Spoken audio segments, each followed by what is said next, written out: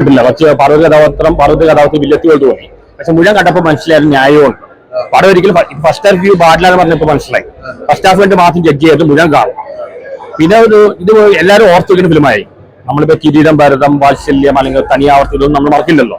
ദശരഥം അങ്ങനത്തെ ഒരു ഫിലിമാണ്. കാരണം ലാലേട്ടൻ മമ്മൂക്കയിൽ ചെയ്യുന്ന ഫിലിമാണ്. ഇത് രണ്ടുപേരും തകർത്തുണ്ട്. രണ്ടുപേർക്ക് അവാർഡ് കൊടുക്കണം. പാർവതി രൂപത്തായാലും ഉർവശി മേഡാണ്. പിന്നെ എടുത്തു പറയാൻ നിങ്ങളെല്ലാം മാർക്കുന്ന ആളുടെ ക്രിസ്റ്റോ ടോമിയൻ ഡയറക്ടർ. നമ്മളെല്ലാവരും നടന്മാരും നടിമാരും പറയും പോകും. പക്ഷെ ക്രിസ്റ്റോ ടോമി ഡയറക്ടർ, പുള്ളിയാണ് റിയൽ ഹീറോ. പുള്ളിയുടെ സിനിമയാണ്. ഭാവിയിലെ ലോഹിതദാസോ ബ്ലസ്സിയോ ആവാൻ സാധ്യതയുണ്ട്. എല്ലാം കൊണ്ട് നല്ല മൂവിയാണ്. ഒരു ഇമോഷണൽ ഫിലിമാണ്. എല്ലാവരും തിയേറ്ററിൽ പോയി കാണാം. ഈ പടം അവാർഡ് മാത്രമല്ല ഓടുകയും ചെയ്യും. അവാർഡ് ആർക്ക് കൊടുക്കുന്നതാണ് കൺഫ്യൂഷൻ. ഭാവിക്കാർക്ക് കൊടുക്കണോ ഒരു രണ്ടും നടത്തുന്നത്. വെള്ളപ്പൊക്കം ബേസ് ചെയ്ത കാര്യമാണ്. അത് 2018 എന്തെങ്കിലും അല്ല, ആ ഒരു ഫ്ലഡ് വരുന്നത് മാത്രമല്ല. ടോപ്പിക് വേറെയാണ്. പക്ഷെ എനിക്ക് വളരെ ഇമോഷണൽ ആയ ഫിലിമാണ്. നമ്മള് ശരിക്കും ഹാർട്ട് ടച്ചിങ് ആണ്. ഇങ്ങനെ സിനിമ അപ്പൊ അടുത്തൊന്നും ഞാൻ കണ്ടിട്ടില്ല. നമ്മുടെ ജയദേവി അത് നല്ല ഫിലിം. അതാ ഉർവശി മേഡം വലിയൊരു അതുപോലെ പക്ഷെ അതിനേക്കാളും നല്ല ഉർവശി മേഡം ഒരു നാച്ചുറൽ ആക്ട്രസ് ആണ്. ലാലേട്ടർ പോലെ പാർവതി മെത്തോറിക് ആക്ടറാണ്. പക്ഷെ രണ്ടുപേരും പാർവതി സെലക്ഷൻ മൂവീസ് വളരെ നല്ലതാണ്. രണ്ടുപേരും മത്സരിച്ച് അഭിനയിച്ചിട്ടുണ്ട്. പിന്നെ ക്രിസ്റ്റോ ടോമി എല്ലാവരും ഇത് മലയാളം സിനിമ ചരിത്രത്തിലെ ഫിലിമായി. ആരും മറക്കില്ല. കാരണം ഇപ്പൊ പല പടവും നമുക്ക് രണ്ടാമത് കാണാൻ തോന്നാറുണ്ട്. പക്ഷെ ഇത് എത്ര കണ്ടാലും മതിയാവും. ഇത് റെയർ ഫിലിമാണ്. എല്ലാവരും തിയേറ്ററിൽ കാണാം. പിന്നെ കാര്യം ഫസ്റ്റ് ഹാഫ് മാത്രം കണ്ട് ജഡ്ജ് ചെയ്യരുത്. എനിക്ക് പറ്റിയ അവിടെ അതാ മുഴുവൻ കാണും.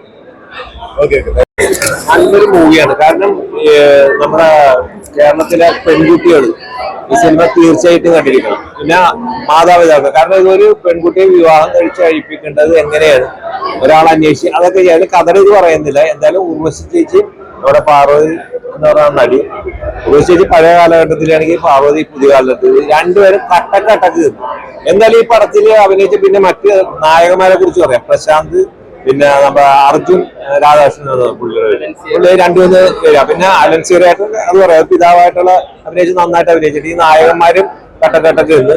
പിന്നെ എടുത്തു പറയേണ്ട സ്ത്രീ കഥാപാത്രങ്ങൾ, നമ്മുടെ മലയാളത്തിൽ സ്ത്രീ കഥാപാത്രങ്ങൾ ഇല്ല എന്ന് പറയുന്നത് ക്രിസ്റ്റോ എന്ന ഡയറക്ടർ അദ്ദേഹം തന്നെ കഥ എഴുതിയതും അദ്ദേഹം നായകന്മാരെ തിരിച്ചു കൊണ്ടുവന്നെന്ന് തന്നെ വേണമെങ്കിൽ പറയാം. കാരണം അത്രയ്ക്കും പെർഫെക്റ്റ് ആയിട്ടുണ്ട്.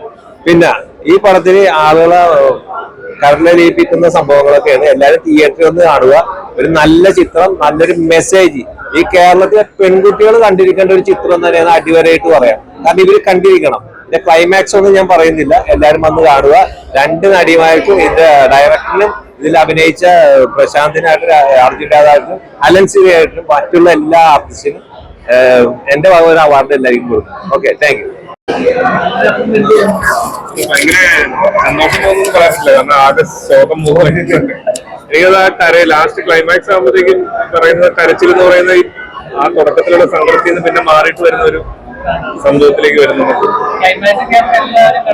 എല്ലാരും ഭയങ്കരമായിട്ട് കരയുന്നു. തിയേറ്ററിൽ നിന്ന് എല്ലാരും തന്നെ കരയുന്നു. ഇങ്ങനെ ഒരു ഇമോഷണൽ മൂവി കണ്ടു.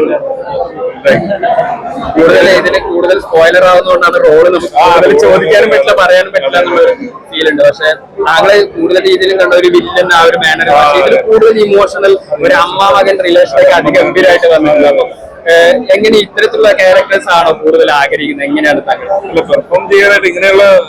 ഇങ്ങനെയുള്ള പെർഫോമൻസുകളാണല്ലോ അത് ഡിഫിക്കൽട്ടാണ് ശരിക്കും ചെയ്യാനായിട്ട്. അങ്ങനത്തെ സംഭവങ്ങൾ ചെയ്യാൻ പറ്റാന്ന് പറയുന്നത് ഭാഗ്യമാണ്. അതെ, കൂടെ ഉർവശി, പാർവതി അവരൊക്കെ ചെയ്യുമ്പോൾ നമുക്ക് ഒരിക്കലും അങ്ങനെ നമ്മൾ അപ്രതീക്ഷിതമായിട്ട് കിട്ടിയ ഒരു കാസ്റ്റിംഗിന് അവരോട് ചെയ്യാൻ പറ്റിയത് ഭയങ്കര ഭാഗ്യമാണ്. എനിക്ക് തോന്നുന്നു ജീവിതത്തിൽ തന്നെ ഒരു വലിയ മൊമെന്റ് ആയിരിക്കും. Thank you. All the best. Thank you.